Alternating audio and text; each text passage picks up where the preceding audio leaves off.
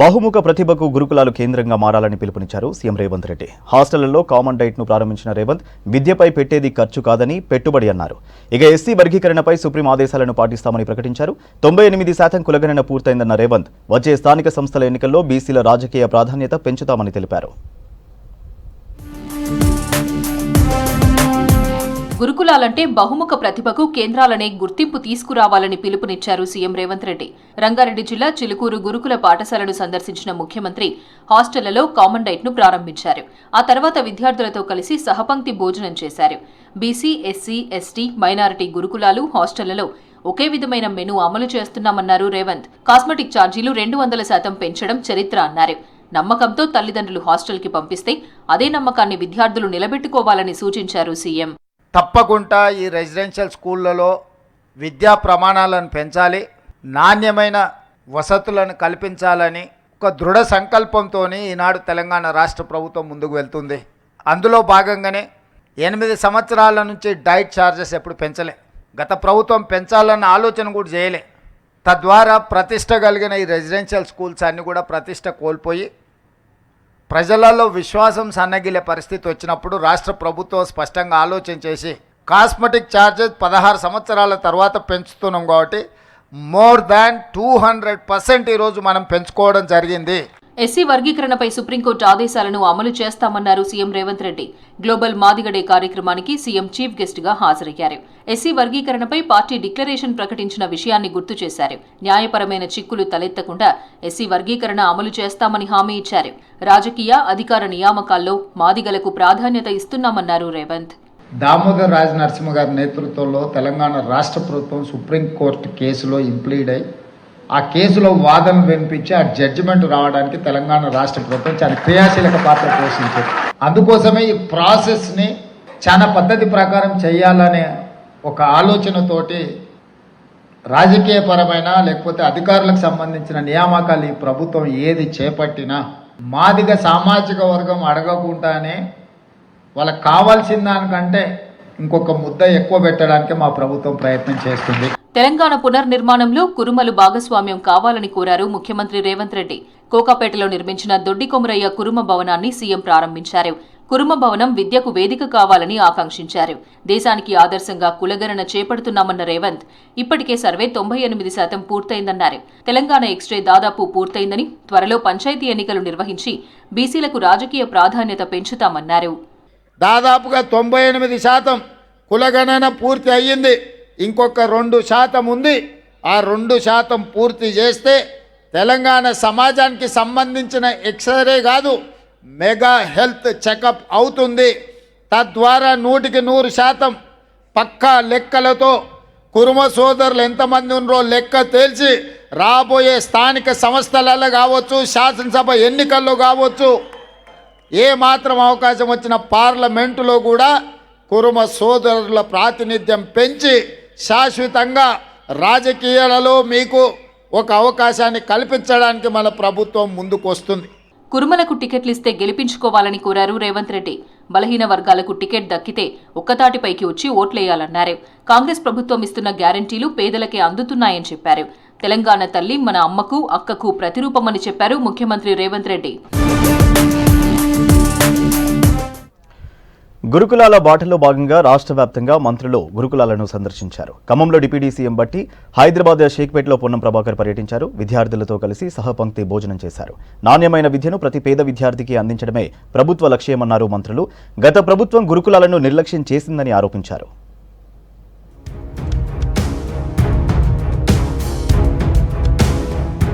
రాష్ట్ర వ్యాప్తంగా గురుకులాల బాట పట్టారు మంత్రులు. పెంచిన డైట్ ఛార్జీలకు అనుగుణంగా రాష్ట్ర ప్రభుత్వం కొత్త మెనూ ప్రారంభించింది. ఆయా జిల్లాల్లో హాస్టళ్లను సందర్శించిన మంత్రులు కొత్త మెనూ విధానాన్ని ప్రారంభించారు. ఖమ్మం జిల్లా బోనకలులో బీసీ గురుకులాన్ని డిప్యూటీ సీఎం భట్టి విక్రమార్క సందర్శించారు. విద్యార్థులు తల్లిదండ్రులతో కలిసి సహపంక్తి భోజనం చేశారు. ఇందిరమ్మ రాజ్యంలో ప్రతి విద్యార్థి సంతోషంగా ఉండాలన్నారు భట్టి. ప్రపంచంతో విద్యార్థులు పోటీ పడేలా యంగ్ ఇండియా స్కూళ్లు నిర్మిస్తున్నామని చెప్పారు. 10 ఏళ్ళు మీరు డైట్ ఛార్జెస్ పెంచి ఉండుంటే ఈరోజు ఈ ఇబ్బంది ఉండేది కాదు కదా. ఆ డైట్ బిల్లులు సరిపోగా సప్లై చేసేవాళ్ళు సప్లై చేయలేక మీరు బిల్లులు ఇవ్వకపోతే బిల్లులు రాలేదని మేము సప్లై చేయలేమని ఎదురు తిరిగితే ఇక్కడ ఉన్న టీచర్లు ఏదో రకంగా బతిలాడి మీ ఇష్టం వచ్చింది ఏదో ఒకటి సప్లై చేయండి అంటే తాలో తడక తీసుకొచ్చి సప్లై చేస్తే అదే వండి పెడితే మీరు చేసిన తప్పిదాల వల్ల ఈ మధ్యకాలం బిడ్డలు చాలా మంది బాధపడ్డారు. రాష్ట్రంలో త్వరలో young India integrated residential schools నిర్మిస్తామన్నారు irrigation civil supply minister Uttam Kumar Reddy. ప్రభుత్వ హాస్టళ్లు, గురుకులాలు, స్కూల్స్ లో వడ్డించే ఆహారం కలుషితం కాకుండా ప్రభుత్వం చర్యలు తీసుకుంటోందన్నారు. సికింద్రాబాద్ మహేంద్ర హిల్స్ లోని రెసిడెన్షియల్ హాస్టల్ ను సందర్శించారు మంత్రి ఉత్తమ్. విద్యార్థులతో మాట్లాడి సమస్యలను తెలుసుకున్నారు. మీ అందరి బంగారు భవిష్యత్తు కోసం మన కాంగ్రెస్ ప్రభుత్వం సంవత్సరానికి 470 కోట్ల రూపాయలు అదనంగా ఈ సంవత్సరం నుంచి ఖర్చు పెట్టబోతున్నాం. ఏదో ఒక ఫండ్ నుంచి మీ ఇన్స్టిట్యూట్ కి మీరు అడిగిన విషయాలకి ఎటువంటి సదుపాయాలు కావాలన్నా నేను ప్రభుత్వం నుంచి ఏదో ఒక ఫండ్ నుంచి మీకు 25 లక్షల రూపాయలు మంజూరు చేయిస్తానని చెప్పి కూడా మనం చేస్తూ ప్రభుత్వం ఖర్చు చేసే ప్రతి పైసా పేదవారికి చేరాలన్నారు రెవెన్యూ శాఖ మంత్రి పొంగులేటి శ్రీనివాసరెడ్డి. ఖమ్మంలోని తిరుమలయ్యపాలెంలో గిరిజన గురుకులాన్ని సందర్శించారు. విద్యార్థులకు అందిస్తున్న డైట్ మెనూను పరిశీలించారు. ఇచ్చిన హామీలే కాక ఇవ్వని హామీలను కూడా అమలు చేస్తున్నామన్నారు పొంగులేటి. 10 ఏళ్లలో పేద పిల్లలు వివక్షకు గురయ్యారన్నారు. 40% పెంచిన తర్వాత డైట్ ఛార్జీలు, మంచి ఫుడ్ అంటే ఆ పేదోడు ఇంటికాడ తిన్న ఫుడ్ కంటే అమ్మా నాయన పెట్టిన ఫుడ్ కంటే స్కూల్లోనే అద్భుతంగా ఉంది అనే విధంగా సుమారు 500 కోట్ల సంవత్సరానికి రాష్ట్ర ప్రభుత్వానికి భారమైన అది బాధ్యతగా ఈ ఇందిరమ్మ ప్రభుత్వం ఈనాడు భావిస్తుంది. కొత్తగూడెం జిల్లా గండుగులపల్లి ఏకలవ్య పాఠశాలను సందర్శించారు వ్యవసాయ శాఖ మంత్రి తుమ్మల. కార్పొరేట్ స్కూళ్ల కంటే 100 రెట్లు గురుకులాలను తయారు చేస్తామన్నారు. ఎన్నడూ లేని విధంగా డైట్ ఛార్జీలు పెంచామని చెప్పారు. మన ప్రభుత్వం రేవంత్ రెడ్డి గారి నాయకత్వంలో 16 సంవత్సరాలుగా లేనటువంటి డైట్ ఛార్జీలు గాని, కాస్మెటిక్ ఛార్జీలు గాని పెంచుకొని ఈ దేశాన్ని తీర్చిదిద్దగలిగేటటువంటి ఈ యొక్క భావితరాలకి మనం అవకాశాలు ఇస్తే ప్రపంచాన్ని గెలుస్తారనే ఆశతోటి మీరు ఉన్నత స్థానంలో ఉండాలనేది ప్రభుత్వం యొక్క ఆకాంక్ష, నా కోరిక అని చెప్పి మీకు ఈ సందర్భంగా మనం చేస్తున్నాం. పేద విద్యార్థులకు మెరుగైన విద్య అందించడమే ప్రభుత్వ లక్ష్యమన్నారు మంత్రి శ్రీధర్ బాబు. భూపాలపల్లిలో పర్యటించిన ఆయన పలు అభివృద్ధి, సంక్షేమ కార్యక్రమాలు ప్రారంభించారు. భూపాలపల్లిలో 4 లైన్ల రోడ్లు నిర్మిస్తామని చెప్పారు. భూపాలపల్లిలో ఆయుష్ ఆసుపత్రిని ప్రారంభించామన్నారు వైద్యారోగ్య శాఖ మంత్రి దామోదర. విద్య, వైద్యం, సంక్షేమానికి కట్టుబడి ఉన్నామన్నారు మంత్రులు. మార్పు చూపెడుతున్నాం. ఇంకా అనేక మార్పులు చూపెట్టే కార్యక్రమం మేము చేపట్టడం జరుగుతుంది. మీ అందరికీ మనవి చేస్తూ పిల్లలందరూ బాగా చదువుకోవాలని వారితో కూర్చొని మేము భోజనం చేసినాం. ఇప్పుడు మంచిగా మాట్లాడుతా ఉన్నారు, ధైర్యంగా మాట్లాడుతా ఉన్నారు, ఇంగ్లీష్ లో మాట్లాడుతా ఉన్నారు. మాకు కావాల్సింది అదే. 8 సంవత్సరాలు అయిపోయింది, ఎక్కడ డైట్ ఛార్జీలు పెంచలేదు. పోషకాలకు కూడిన ఆహారాన్ని పిల్లలకు అందించాలని చెప్పి 40% డైట్ ఛార్జీలు పెంచి 100% కాస్మెటిక్ ఛార్జీలు పెంచి ముఖ్యమైన ఆదేశము. ప్రతి ఒక్క శాసనసభ్యుడు, ప్రతి ఒక్క మంత్రి ఒక ప్రాంతానికి పోవాలి, ఆ స్కూల్లో కూర్చోవాలి, ఆ పిల్లలతో సహా భోజనం చేయాలి, వారి సాధక బాధకాలు ఇబ్బందులు ఏమున్నాయో తెలుసుకొని రావాలని చెప్పారు. గత ప్రభుత్వాలు గురుకుల రెసిడెన్షియల్ స్కూళ్లను పట్టించుకోలేదన్నారు మంత్రి కొండా సురేఖ. ఆడపిల్లలకు మంచి ఫుడ్ ఇవ్వాలి కానీ గతంలో అది జరగలేదని తెలిపారు. 16 ఏళ్లుగా పెరగని విద్యార్థుల కాస్మెటిక్ ఛార్జీలు సీఎం రేవంత్ రెడ్డి పెంచారన్నారు. సంగారెడ్డి జిల్లా హత్నూర్ అంబేద్కర్ రెసిడెన్షియల్ జూనియర్ కాలేజ్లో కామన్ డైట్ కార్యక్రమాన్ని ప్రారంభించారు మంత్రి. ఫుడ్ ఎవరైతే వండే వాళ్ళు ఉంటారో వాళ్ళు కాంట్రాక్ట్ బేసిస్ లోనే ఈ ఫుడ్ వండడం అనేది తీసుకుంటారు. కాంట్రాక్టర్ అనేవాడు లాభానికి పని చేస్తాడు కానీ ఏ పని కోసం చేస్తున్నానో ఆ పనిని కరెక్ట్ గా అంటే తన రెస్పాన్సిబిలిటీని కరెక్ట్ గా తీసుకోడు. దానివల్ల ఏమవుతుందంటే ప్రభుత్వం బద్నాం అవుతుంది. గత ప్రభుత్వ అస్తవ్యస్త పాలనతో విద్యారంగం నిర్లక్ష్యానికి గురైందన్నారు మంత్రి జూపల్లి కృష్ణారావు. మౌలిక వసతులు, ఫుడ్ సరిగా లేక సంక్షేమ హాస్టల్స్ విద్యార్థులు తీవ్ర ఇబ్బందులు పడ్డారని తెలిపారు. విద్యారంగాన్ని మరింత బలోపేతం చేయాల్సిన అవసరం ఉందన్నారు. నాగర్ కర్నూలు జిల్లా కొల్లాపూర్ సాంఘిక సంక్షేమ గురుకుల బాలికల పాఠశాల, కళాశాలలో కామన్ డైట్ కార్యక్రమాన్ని ప్రారంభించారు. గడచిన ప్రభుత్వం యొక్క అస్తవ్యస్త పరిపాలన కారణంగా, బాధ్యతారహిత్య పరిపాలన కారణంగా ప్రజాస్వామ్య పూర్తిగా కూడా పాతాళ పరిస్థితులు, రాష్ట్రాన్ని అప్పుడగుప్పగా మార్చిన తర్వాత కూడా చెప్పిన మాట ప్రతిదీ కూడా అమలు చేసే ప్రయత్నంలో భాగంగా ఈనాడు చెప్పిన ప్రతి మాటను నిలబెట్టుకునే ప్రయత్నం చేస్తాం. సినీ నటుడు అల్లు అర్జున్ అరెస్టుపై స్పందించారు మంత్రి సీతక్క. అల్లు అర్జున్ అరెస్టు విషయంలో ప్రభుత్వంపై విమర్శలు చేయడం సరికాదన్నారు. చట్టం ముందు అంతా సమానమే అన్నారు. అల్లు అర్జున్ మామ చిరంజీవి కాంగ్రెస్ పార్టీలోనే ఉంటూ గతంలో కేంద్ర మంత్రిగా పనిచేశారని గుర్తు చేశారు సీతక్క. వాళ్ళ మామ కూడా సీఎం గారికి దగ్గర వ్యక్తే. అంత తొక్కిసలాట్లో జరిగింది కాబట్టి చట్టానికి లోబడే జరిగింది. చట్టం ఎవరి చుట్టం కాదు. రేపు ఎవరైనా కూడా చట్టం ఆ రకంగానే ఉంటుంది. అందులో ఎవరూ జోక్యం చేసుకోలేదు.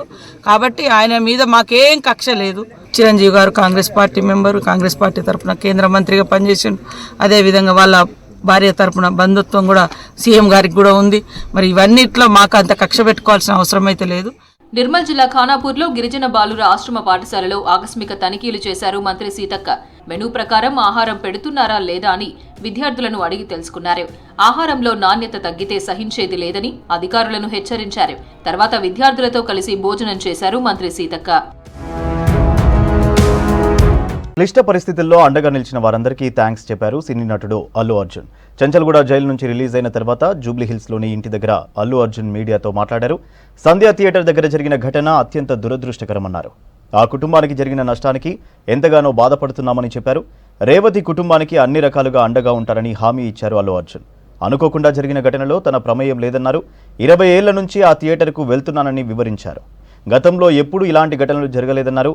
త్వరలోనే బాధిత కుటుంబాన్ని కలుస్తానని తెలిపారు అర్జున్. ఈ పరిస్థితుల్లో దేశవ్యాప్తంగా తనకు మద్దతిచ్చిన వారందరికీ కృతజ్ఞతలు చెప్పారు.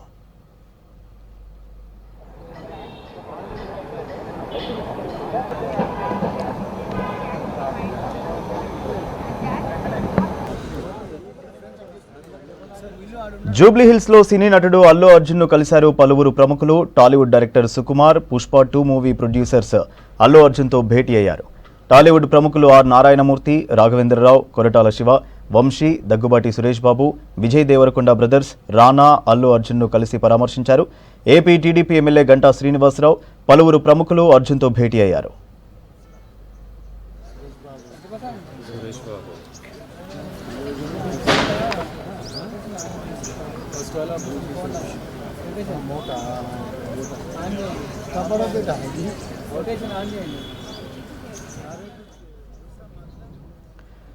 మరోవైపు మెగాస్టార్ చిరంజీవి సతీమణి సురేఖ జూబ్లీహిల్స్లోని అల్లు అరవింద్ నివాసానికి వచ్చారు.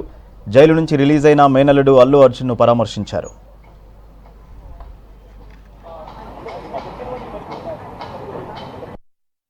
We're extremely sorry for the family, and I will personally be there to support them in whatever way possible. It's purely accidental. Cinema theatre office, I'm inside a cinema theatre watching a film with my family, and an accident happened outside. I was inside a theatre watching a movie with my family, and the accident happened outside. It's purely of no direct connection to me. It's purely accidental, purely unintentional. To support them in whatever way possible. And I've been coming to the same theatre for the last 20 years, and I've been to the same place more than 30 times, and never any accident like this happened. It is purely unfortunate accident, and we're extremely sorry for. భారత రాజ్యాంగాన్ని ఆమోదించి 75 ఏళ్లు పూర్తయిన సందర్భంగా లోక్సభలో రాజ్యాంగంపై సుదీర్ఘంగా మాట్లాడారు ప్రధాని మోదీ. కాంగ్రెస్ ప్రజాస్వామ్య గొంతు నొక్కిందన్నారు. నెహ్రూ దేశంలో సొంత రాజ్యాంగాన్ని నడిపారని విమర్శించారు. దేశంలో సెక్యులర్ కోడ్ తీసుకురావడానికి ప్రయత్నిస్తున్నామన్నారు. దేశాన్ని ఏకం చేసేందుకే రాజ్యాంగ సవరణలు చేశామన్నారు ప్రధాని మోదీ. మనుస్మృతి, రాజ్యాంగానికి మధ్య ఫైట్ జరుగుతోందన్నారు రాహుల్.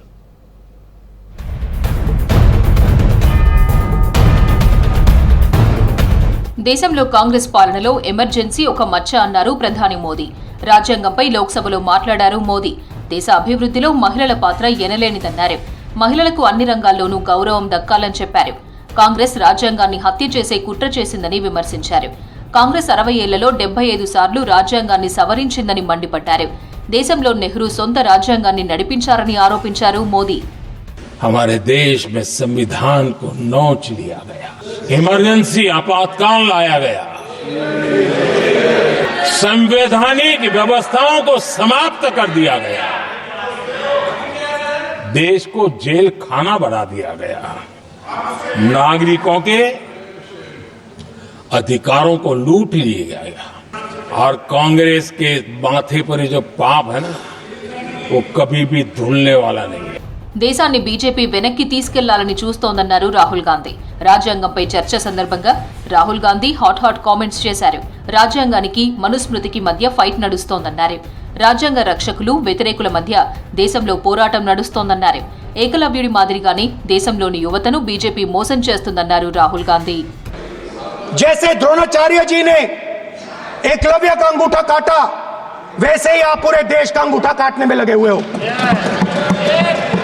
हिंदुस्तान के पोर्ट्स, एयरपोर्ट्स, डिफेंस इंडस्ट्री, ये सब जब आप अदानी को देते हो, जो ईमानदारी से काम करते हैं, आप उन सब का अंगूठा काटते हो जब आप अदानी की मदद करते हो।